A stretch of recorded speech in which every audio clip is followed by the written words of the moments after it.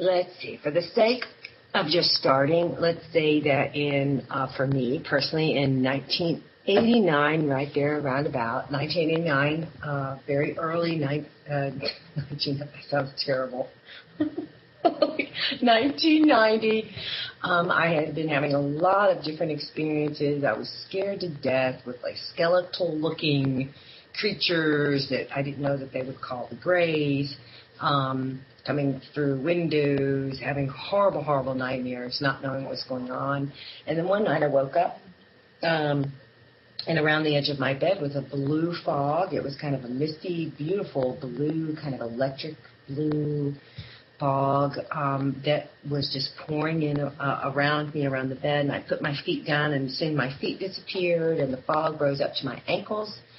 And I felt no fear, and I'd about had enough, not understanding what was going on. And I got up in my gym shorts and my T-shirt and my attitude, which was pretty much fed up, and I followed this blue fog. When I followed the blue fog, what happened was I was kind of half awake, half asleep. I can't really explain it. They say that it's lucid, but it was more real than that. It was more physical than that. I remember walking outside and actually feeling the wet grass as I walked out front and followed the fog. And in the back side of the house was a very large 7.5 foot, maybe, sometimes I wonder if he was 8 feet, standing there over near my water well on a farmhouse in Virginia, and I just started yelling at it. But the minute that I was verbally yelling at it, the communication changed, the energy changed, and all of a sudden I was speaking to its mind, and it was speaking back to my mind. And that was I remember the definite, how weird that felt. He looked like an NFL football player.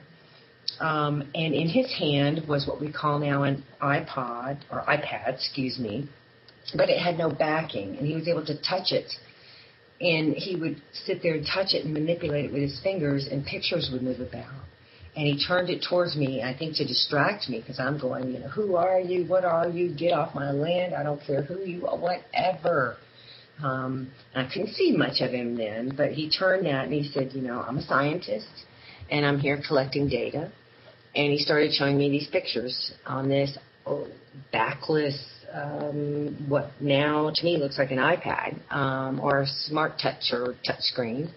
And the only memory that I really had before regression was just kind of following around going, who are you, what are you doing?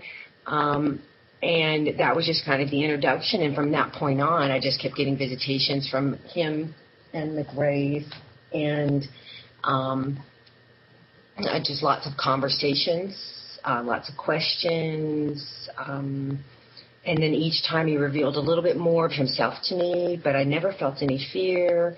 I had a lot of temper tantrums with him, which he delighted in some of them, and then some of them he just ignored. He wore a uniform with a triangular patch that I noticed that these other Greys, or what they call the Greys, were wearing too, but he seemed to be in charge. He told me his name because I had asked after so many visitations over a 3-year period, and I couldn't say his name. The frequency of his name hurt my ears, and I remember falling to the ground and saying, I can't do that. Let me just call you Captain, simply because of the fact that I knew he was in charge, that I knew he was like a captain of all these other creatures or beings that I'd seen on this ship. And we just had these series of conversations that went on, and he sent me unconditional love and acceptance.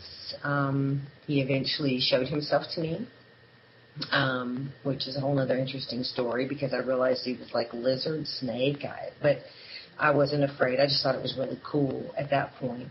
And I lived with that for about 20 years. I just lived with it and what was going on. Got up and went to work every day, took care of my daughter, took care of my husband, and just went about my life, and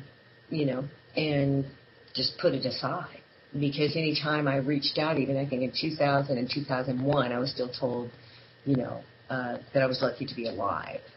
which was really hard for me to believe after experiencing this wonderful creature, seeing craft, seeing other beings, experiencing a great amount of love that he sent to me, to believe that he could ever eat me, because he was never fierce at all. He was more like a teacher, and someone who cared about my well-being. So that would be just it in a summation, unless you had a specific thing that you wanted me to answer or go into. Because I actually had a question. How often did he show up? Like, was this weekly or?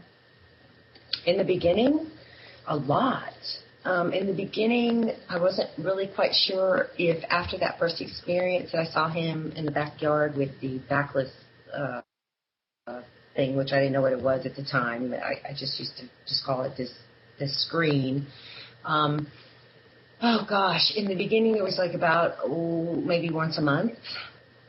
And then it got a little bit more frequent, maybe twice a month. But I remember after about the third or fourth time, I realized something was happening. Something was definitely happening, and I couldn't really explain it. I would just call him the lizard man. But when he would show up, I would just be very, very excited. Like, I would wonder, well, am I going to see him again? Is this just a series of repetitive dreams? Why am I dreaming this? And then he would show up. I would just ask him more questions. But yeah, it would probably be about sometimes once a month, and then sometimes maybe twice a month for about 3 years, just straight through. Oh, wow.